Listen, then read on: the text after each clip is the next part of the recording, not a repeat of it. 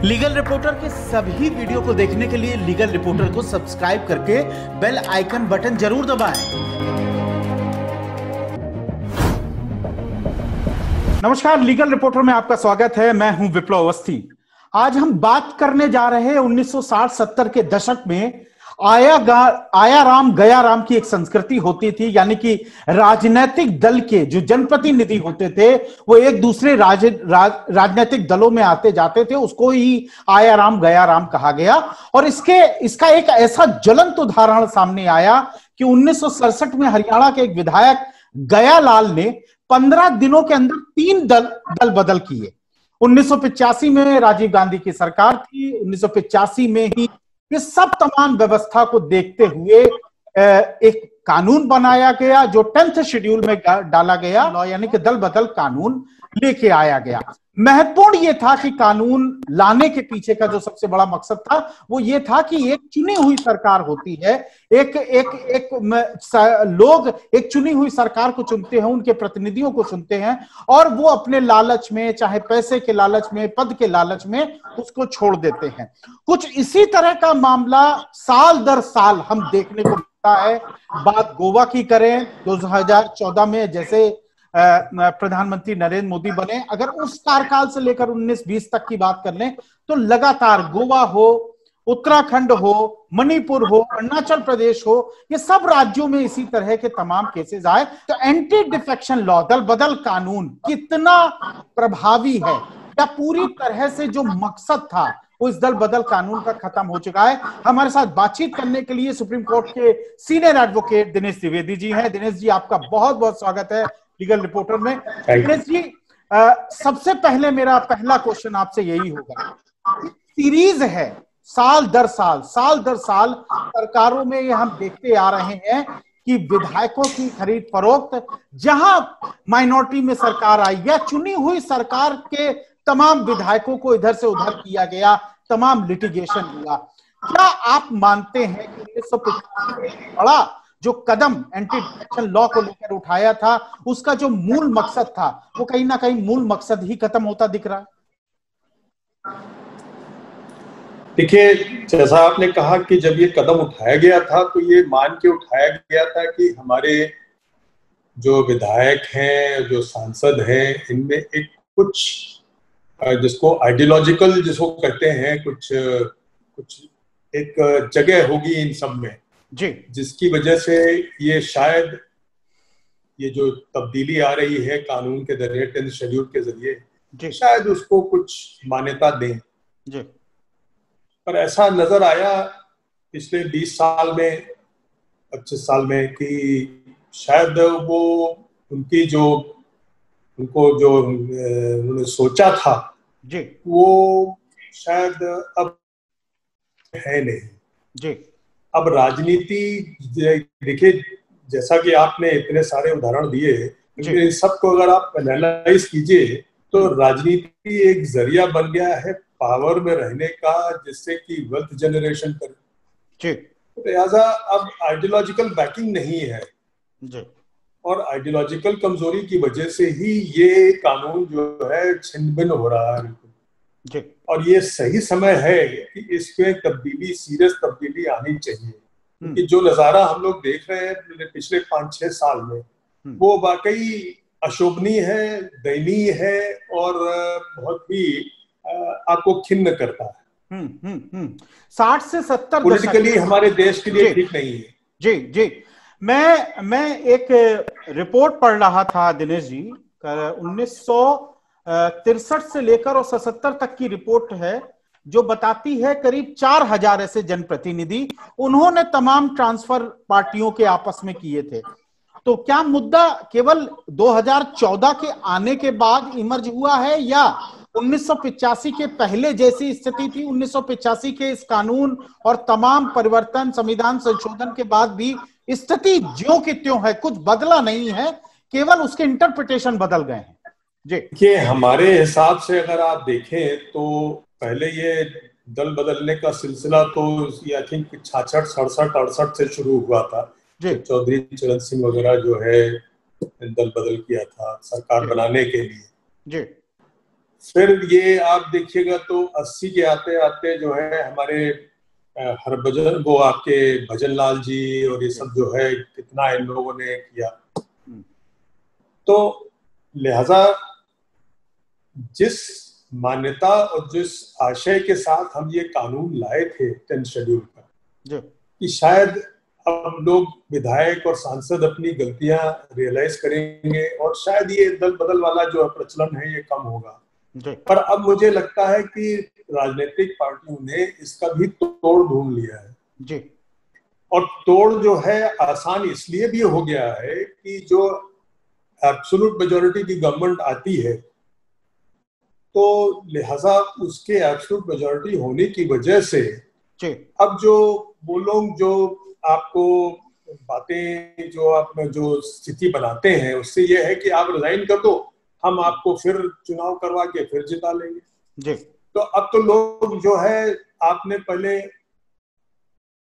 एक आदमी को रोका, एक आदमी को रोकने के लिए आपने फिर वो मर्जर वाली भी लाए बात जी, उसको भी बैलेंस करने की कोशिश की, पर अब वो सब कुछ जो है वो डिफीट हो गया है जी। क्योंकि अब किसी को डर नहीं है, वो ये कहते हैं ठीक है हम रिजाइन कर लेंगे, आपकी सरकार जो हमारे सपोर्ट से बनी है चल रही है वो हमको फिर से चुन के फिर से हमको ले आएगी जी। कि अब ये पेशा और धंधा हो गया है जी। और यही हमने मध्य प्रदेश में आप देखिए तो यही हुआ, यही कर्नाटक में हुआ। तो लिहाजा अब ये इस कानून में बहुत सीरियस तब्दीली सोच के लाने की जरूरत है जी जी। मैं दो बातें इसमें उठाना चाहूंगा। पहला, दल बदल कानून से एक तो जनता का जो विश्वास है दिनेश जी, वो कहीं ना कहीं उस पॉलिटिकल सिस्टम में कम होता है। आप जब चुनाव होता है, चाहे राष्ट्रीय लेवल का चुनाव हो चाहे विधानसभा, इलेक्शन कमीशन ऑफ इंडिया तमाम तरह के विज्ञापन निकालती है कि आप वोट करें, सरकार चुने, प्रतिनिधि चुने। कहीं ना कहीं दल बदल कानून जो उस कंसेप्ट है, उस मान्यता को धक्का पहुंचाता ही है। साथ ही जो हॉर्स ट्रेडिंग कहते हैं, हॉर्स ट्रेडिंग का एक बड़ा व्यापक रूप बन गया है। आपको लगता है कि जिस तरह का आपने कहा कि एक बदलाव की जरूरत है, वो व्यापक बदलाव क्या है जिससे कम से कम वो जो आम आदमी के बीच उस वोट की महत्ता है, उस सरकार चुनने की, उन प्रतिनिधियों को चुनने की महत्ता है, वो बरकरार रहे जी। देखिए, इसमें दो बातें ध्यान में रखने की है कि हमने जब डेमोक्रेसी चुनी, संविधान में डेमोक्रेटिक गवर्नमेंट लाई जी, तो उसमें हमने वेस्टमिनिस्टर मॉडल चुना था जी, जो कि ब्रिटेन में था जी। और वहां पर पॉलिटिकल पार्टी सिस्टम आज से नहीं सैकड़ों सालों से है जी। तो उस पार्टी सिस्टम को बुनियाद मानते हुए हमने अपनी डेमोक्रेसी की धारणा की थी और उसको स्थापित किया। अब पहले 20-30 साल तो चला ठीक से, फिर उसके बाद ये कि धीरे धीरे लोगों ने ये रियलाइज करा कि ये भी एक पेशे और धंधे का जरिया है, जहां आप राजनीति और सांसद के ऑफिस को या विधायक के ऑफिस को धंधे का जरिया मान लेते हैं, तो वहां पर ये सब जरूरी है कि आएंगी ये सब त्रुटियां जी। और वो आने लगी। अब जब हम देख ही रहे हैं कि हमारा 10th शेड्यूल वाला जो कानून है वो वर्चुअली फेल हो रहा है जी, क्योंकि सरकारों ने ये रास्ता तोड़ ढूंढ लिया है कि ठीक है तुम्हारे सपोर्ट से हम सरकार बना लेंगे और अगर आप डिस्क्वालीफाई भी हो गए तो आपको हम बाद में जितवा के ले आएंगे जी। तो इसको रोकने के लिए और बहुत ही सख्त कानून बनाने की जरूरत है और मेरे हिसाब से अब ये करना चाहिए कि दल बदल बिल्कुल ही बैन कर देना चाहिए, बिल्कुल बैन कर देना चाहिए। और ये कहना चाहिए, उसके ऊपर भी ये कहना चाहिए कि दल बदल आप नहीं कर सकते, डिस्क्वालीफाई हो जाएंगे और आप फिर अगले चुनाव तक चुनाव नहीं लड़ सकते। यस जी ठीक, क्योंकि ये जो पद्धति है कि साहब आज ठीक है आपके सपोर्ट से सरकार बन गई और आपको हम लड़वा के फिर वापस ले आएंगे, ये जो है सबसे बड़ी खराबी है, जो को कहीं ना कहीं दिनेश जी हमने कर्नाटक के मामले में सुप्रीम कोर्ट के आदेश को भी देखा। हालांकि उनकी सदस्यता गई, लेकिन ये था कि विधानसभा के कार्यकाल तक वो चुनाव नहीं लड़ सकते, उसको सुप्रीम कोर्ट ने सेटिसाइड कर दिया, हाईकोर्ट के उस ऑर्डर को। तो इसका कहीं ना कहीं एक बड़ा इम्पैक्ट तो हुआ ही, और लोगों के मन में, उन जनप्रतिनिधियों के मन में एक विश्वास पैदा हुआ कि अगर वो कर लेते हैं दल बदल तो उनका कुछ होना नहीं है। देखिए, कानूनी तौर पे तो मैं ये मानता हूं कि जहां आज 10th शेड्यूल की स्थिति है जो जी, उसके हिसाब से आप लोकसभा या विधानसभा के कार्यकाल में उसके दोबारा चुनाव के लिए रोक नहीं लगा सकते जी, कानूनन रोक नहीं लगा सकते, वो अनकॉन्स्टिट्यूशनल है जी। तो लिहाजा सुप्रीम कोर्ट ने जो किया वो सही है। पर स्थिति यह है कि सुप्रीम कोर्ट कानून को ही तो इंटरप्रेट करेगी, उसके आगे तो नहीं जा सकती। सुप्रीम कोर्ट खुद कानून तो बनाएगी नहीं। ये अब हमारे विधायकों को चाहिए कि ये, और सांसदों को, कि ये एक नया कानून बने कि जिसके अंतर्गत ना आप पार्टी छोड़ सकते हैं, पार्टी छोड़ेंगे तो डिस्क्वालीफाई होंगे, एक। दूसरा, डिस्क्वालीफाई अगर आप होते हैं पार्टी छोड़ने की वजह से, तो आप उस सत्र में आप फिर लौट के नहीं आ सकते। जी जी जी जी। जब तक ये रोक नहीं आएगी, जब तक ये रोक नहीं आएगी, तब तक आपके दल बदल कानून को, जिसका तोड़ अभी निकाल चुके हैं, और कोई फायदा नहीं। जैसा पीपल ऑफ रिप्रेजेंटेटिव एक्ट में है कि अगर आपको 2 या 2 से अधिक साल की सजा हो जाती है तो 6 साल के लिए आप इलेक्शन लड़ने से बाहर हो जाते हैं। तो अगर सदस्यता आपकी जाती है, आयोग आप ठहराए जाते हैं, तो कम से कम अगले 5 या 6 साल के लिए आप चुनाव नहीं लड़ सकते हैं। लेकिन अब मैं दूसरी तरफ आप मान लीजिए, मैं अवस्थी जी एक चीज कहूंगा कि जो आपने कहा डिस्क्वालिफिकेशन जो है इलेक्शन के लिए कन्विक्शन पे, जी, उसका मकसद ये था 6 साल का कि आप अगला चुनाव न लड़ पाए, जी, उसका मकसद ये था, जी। तो वो मकसद हल हुआ या नहीं हुआ वो अलग बात है, पर इस सूरत में 10th शेड्यूल के अंतर्गत इतनी रोक जरूर होनी चाहिए कि आप अगले चुनाव जो 5 साल में होगा, जनरल इलेक्शन आपके असेंबली का हो या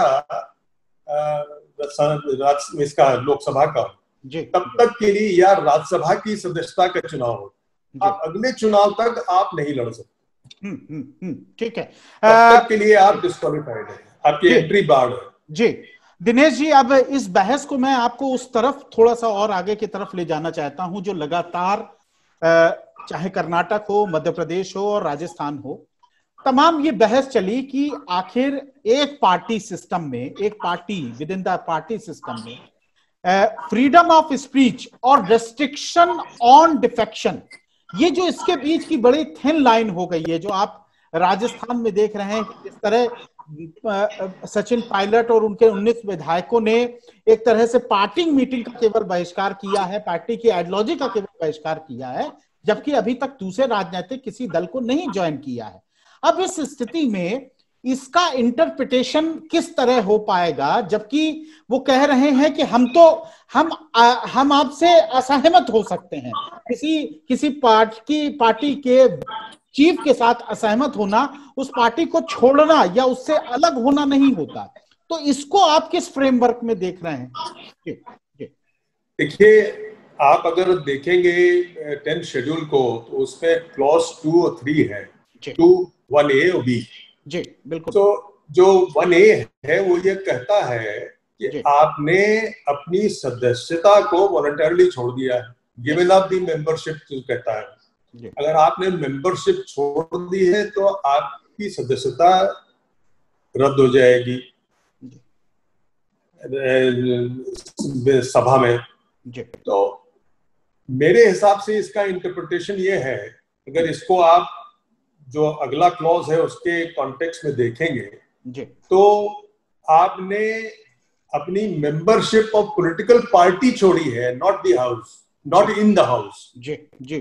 तो अगर इन द हाउस में मेंबरशिप आप छोड़ेंगे नहीं, अगर छोड़ेंगे तो चाहे इन द हाउस छोड़ें चाहे आउटसाइड द हाउस छोड़ें, वो मेंबरशिप पार्टी की ही छोड़ेंगे। तो द मोमेंट आप मेंबरशिप छोड़ेंगे पार्टी की, चाहे वो हाउस के अंदर हो या बाहर हो, आपको वो कॉन्सिक्वेंस आएगा। अब सवाल ये है कि आप कैसे इन्फ्लुएंस करेंगे। जैसे आपने कहा कि राजस्थान में वो कह रहे हैं कि हम पार्टी में ही है, केवल हम जो है लीडरशिप को अपोज कर रहे हैं। बिल्कुल ठीक है। तो इसका जवाब केवल ये है कि आपने पार्टी को अपनी स्वेच्छा से छोड़ा है या मेंबरशिप को, या नहीं पार्टी की मेंबरशिप को। ये निर्भर करता है आपके कॉन्डक्ट पे जी। आपका किस प्रकार का कॉन्डक्ट है, उसके कॉन्डक्ट की क्या एविडेंस है, और उस एविडेंस के बुनियाद पे अगर ये लगता है कि हाँ आपने मेंबरशिप छोड़ दी है पार्टी की, फर्ज कीजिए जैसे एक तो मेंबरशिप छोड़ना हो गया कि आपने रिजाइन कर दिया पार्टी से, वॉलंटरली आपने रिजाइन कर दिया, वो छोड़ दी मेंबरशिप, क्लियर। दूसरा ये भी हो सकता है कि आपने इस तरह के कुछ कृत्य किए हैं, फॉर इंस्टेंस कि आप मान लीजिए ऑपोजिशन पार्टी कैंडिडेट के साथ या ऑपोजिशन पार्टी के लीडर के साथ आप जो है गवर्नर के पास गए हैं कि हमारी सरकार को आप नो कॉन्फिडेंस मोशन फेस करवाइए, तो ये भी इंडिकेटर है कि आपने पार्टी को छोड़ दिया है।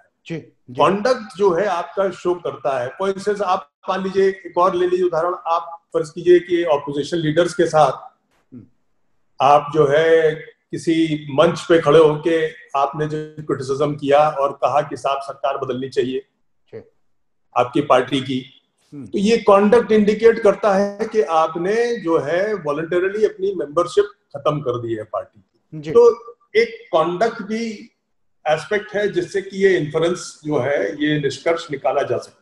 और जरूरी नहीं कि रिजाइन करेगा। जी दिनेश जी, पूरा कंडक्ट जो जिस वैल्यूएशन की आप बात कर रहे हैं वो पूरी तरह से स्पीकर के जद में है कि वो उसको डिसाइड करेगा, जब भी वो नोटिस करेगा ये उस तब वो वैल्यूएशन वही करेगा। देखिए हकीकत ये है कि स्पीकर जो है एक 10th शेड्यूल में जुडिशियल इंस्टीट्यूशन है जी, इंडिपेंडेंट जुडिशियल इंस्टीट्यूशन है जी। स्पीकर का हाई ऑफिस होता है, इसलिए ये सोच के ये पावर स्पीकर को दे दी गई है कि वो तय करे, वो सबको जानता है बराबर से। अब स्थिति ये है कि जैसे जब आप जुडिशियल इंस्टीट्यूशन क्रिएट करते हैं और उसको ये तय करने की पावर देते हैं, तो स्पीकर तय करेगा जी। स्पीकर तय कैसे करेगा? एक या तो आपके कॉन्डक्ट और जो अवेलेबल एविडेंस है उसके बेसिस पे आपको और आपकी पार्टी के लीडर्स को और आपको सुन के ही तय करेगा। तो वो निष्कर्ष वही निकालेगा, जैसे कोई भी कोर्ट है उस तरह से काम करेगा वो जी। तो एक जुडिशियल इंस्टीट्यूशन की तरह फंक्शन करेगा और तय करेगा, और सेटिस्फैक्शन तो स्पीकर का ही होगा। पर यहाँ भी हमारी अब राय थोड़ी सी बदल गई है पहले के मुकाबले। वो ये है कि हम जैसा देख रहे हैं पिछले 10-15 साल 20 साल में, स्पीकर जो है वो अपनी पार्टी का ही साथ देता है जी। वो गिवन फैक्टर हो गया है, जो होना नहीं चाहिए पर वो हो गया है, क्योंकि हमारे आपकी, जैसे मैंने कहा कि हमारे आपकी आइडियोलॉजिकल बैकिंग कमजोर हो गई है। तो अब स्थिति ये है कि इसकी भी संभावना है, और मैं सजेस्ट करूंगा कि इस समय जो पावर्स हैं उनको ये बात को सोचना चाहिए कि इस तरह की अगर स्थिति खड़ी होती है डिस्प्यूट, तो एक इंडिपेंडेंट इंस्टीट्यूशन क्यों ना बनाए। 1992 का सुप्रीम कोर्ट का जजमेंट है कि होटो होलेन वर्सेस जचिल, 1992 सुप्रीम कोर्ट का, उसने कहीं ना कहीं इनको बड़ा एम्पावर किया था स्पीकर को। क्या लगता है कि इसकी आपको लगता है कि एक रीडेफिनेशन स्पीकर के मामले में जहां तक जी होनी चाहिए जी? तो उस होलोहन को केस को अगर आप थोड़ा भी पढ़ेंगे तो उसमें ये था कि स्पीकर की पोजीशन को बड़ा रिस्पेक्टेबल पोजीशन अज्यूम किया गया और माना गया, और जो है भी संविधान में। तो उस रिस्पेक्टेबल हाई पोजीशन को देखते हुए उन्होंने कहा कि ये पावर स्पीकर को दी गई है, जो कि वैलिड है। ये एक वैलिडिटी, उस पावर की वैलिडिटी को मान्यता देने के लिए ही ये बात मानी गई है। पर जैसा मैंने कहा कि अब वो मान्यता भी सही नहीं बैठ रही, उस मान्यता को भी काफी झटका और काफी धक्का लग चुका है, जैसा कि लोग हैं क्या किया है। लिहाजा एक इंडिपेंडेंट इंस्टीट्यूशन बनने, स्पीकर की जगह एक इंडिपेंडेंट इंस्टीट्यूशन बना दिया जाए जिसमें कि कुछ ऑपोजिशन वाले भी रहें, लीडर मान्यता वाले स्पीकर भी रहे और एक दो आपकी पार्टी वाले भी रहे, तो एक बैलेंसिंग फैक्टर रहे जिससे कि जाहिर हो कि इस तरह का कुछ सोचना पड़ेगा इनको, और एक आध इंडिपेंडेंट एक्सपर्ट डालना चाहे तो डाल सकते हैं। दिनेश जी, क्योंकि एक लंबे समय से आप संवैधानिक मामलों को देख रहे हैं और जहां तक मुझे याद है उत्तराखंड में इसी तरह का जब क्राइसिस हुआ था तो आपने सुप्रीम कोर्ट में तमाम बहस करी थी। आपको लगता है कि इस बीच ये जो तमाम मैं भी आपके सामने कुछ जजमेंट्स जो मैंने निकाले थे उसका मैं जिक्र कर रहा हूं। Ravi Nayak versus union of India, G Vishwanathan versus speaker Tamil Nadu Vidhan Sabha, Rajendra Singh Rana, Swami Prasad Maurya, Kihoto Hollohan का तो आपने हेलोन का हमने दिया ही, अवतार सिंह बढ़ाना, कुलदीप बिश्नोई वाला, राजेश वर्मा, मोहम्मद शाहिद अखला, एक बड़ी सीरीज है इसको लेके। क्या आपको लगता है कि इस दौरान सुप्रीम कोर्ट ने इसका कोई 10th शेड्यूल के बेहतर उसको लागू करने के लिए सुप्रीम कोर्ट ने अपनी तरफ से कुछ बेहतर करने का या कहने का किया है अभी?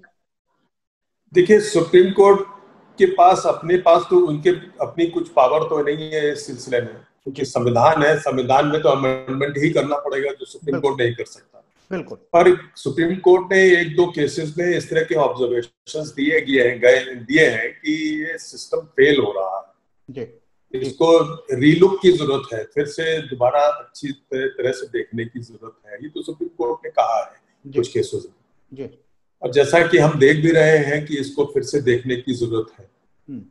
और अब सवाल यही है कि कौन देखे, ये भी सवाल है। तो स्थिति तो काफी बिगड़ी हुई है। और एक बात सही है, जैसा आपने शुरू में कहा कि हमने पार्टी सिस्टम चुना है, पार्टी सिस्टम की बुनियाद पे, और 10th शेड्यूल भी उसी बुनियाद पे है कि पार्टी सिस्टम से ही फंक्शन कर रही है डेमोक्रेसी, यही बुनियाद है 10th शेड्यूल। पर अगर आप बुनियाद को ही हिला देंगे, पार्टी सिस्टम को ही हिला देंगे, तो फिर 10th शेड्यूल के कोई माने नहीं रह जाते। जी दिनेश जी, मेरा अब अंतिम क्वेश्चन का मुझे जवाब दे दीजिए। जहां तक दल बदल 10th शेड्यूल का सवाल है, आपको क्या लगता है संसद और सुप्रीम कोर्ट दोनों में किसकी बड़ी जिम्मेदारी है इसको बेहतर रूप में लाकर, जो 150 करोड़ की 135 करोड़ की भारत में जनसंख्या है और जो वोटर है उसके बीच एक विश्वास बहाल करने के लिए संसद या सुप्रीम कोर्ट, दोनों में से किसकी बड़ी जिम्मेदारी? जी देखिए, इसमें कोई संशय नहीं है कि सुप्रीम कोर्ट के हाथ के बाहर का मसला है, सुप्रीम कोर्ट कुछ नहीं कर सकता। लिहाजा इसमें जो है बेहतर कानून ही बनाना पड़ेगा, और बेहतर कानून केवल पार्लियामेंट ही बना सकती है और कोई नहीं बना सकता, क्योंकि कॉन्स्टिट्यूशन को अमेंड करना पड़ेगा। अमेंडमेंट जो है पावर उन्हीं के पास है, किसी और के पास है। आप इसके अंतर्गत जोड़ तोड़ करते रहिए, उससे कोई नतीजा नहीं निकलेगा। आपका जो अंतिम अस्त्र है कि आप डिस्क्वालीफाई कर देंगे, वो भी आपने उसको रिडंडेंट कर दिया है, बेकार कर दिया। जब अंतिम अस्त्र आपका बेकार हो गया है तो फिर आप क्या करेंगे? जोड़ तोड़ बेकार। तो यानी पार्लियामेंट को ही करना पड़ेगा, संसद की बड़ी जिम्मेदारी बनेगी। जब बहुत बहुत शुक्रिया इस बातचीत करने के लिए। 10th शेड्यूल के बारे में दिनेश जी आपसे बहुत जानकारियां मिली। और दिनेश जी के बारे, जैसा मैंने शुरुआत में कहा कि कॉन्स्टिट्यूशनल एक्सपर्ट हैं, संवैधानिक मामलों पे सुप्रीम कोर्ट में तमाम बहस की है। लीगल रिपोर्टर ने लीगल लीजेंड प्रोग्राम में दिनेश द्विवेदी जी का इंटरव्यू किया है, उनके जीवन के बारे में, उनके केसेस के बारे में तमाम उसमें बातें कही गई हैं। वो लीगल रिपोर्टर के आप चैनल पर जाकर दिनेश द्विवेदी जी के वीडियो को देखें। लीगल रिपोर्टर के सभी वीडियो को देखने के लिए लीगल रिपोर्टर को सब्सक्राइब करके बेल आइकन बटन जरूर दबाएं।